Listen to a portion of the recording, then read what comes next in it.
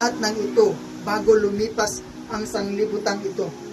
Lilipas ang langit at ang lupa, ngunit ang aking mga salita ay hindi lilipas kailanman. Mag-ingat kayo na huwag kayong malulong sa labis na pagsasaya. Sabi pa dito na tulad ng isang bitag, sapagkat darating ang araw na iyon sa lahat ng tao, ibabaw ng lupa. Okay, 37. Araw-araw si Jesus ay nagtuturo sa templo kung gabi na may umaalis siya at nagpapalipas ng magdamag. Hallelujah, praise the Lord. Kaya, family of the living God,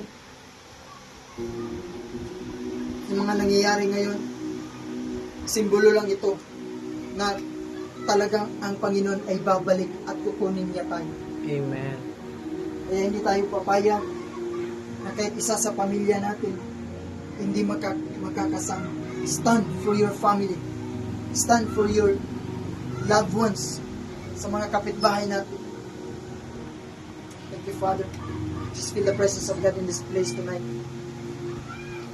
Thank you, Father, that the increase of your faith, sa Panginoon mangyayari. That this month, as the prophet of God declares, that this month is a month of increase. This month is a month to be remembered. Kung ano yung mga pinagdaraanan mo last month, this month is the month that God will remember your sacrifice.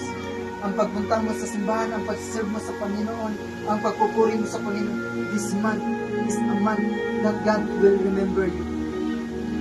Say this with me na, Father, in the name of Jesus. Father, in the name of Jesus. Ama, sa pangalan ni Jesus. Ama, sa pangalan ni Jesus. Maraming salamat. Maraming salamat sa kabutihan ng iyong biyaya. Yung biyaya. Na this month is a month to be remembered. It's a month to be Na remembered. remember me, Panginoon. Remember me, Remember Panginoon. my family. Remember my family. Remember my loved ones. Remember my loved That in ones. these last days, these last days, sila ay maliligtas. sila ay maliligtas. Na sa katapusang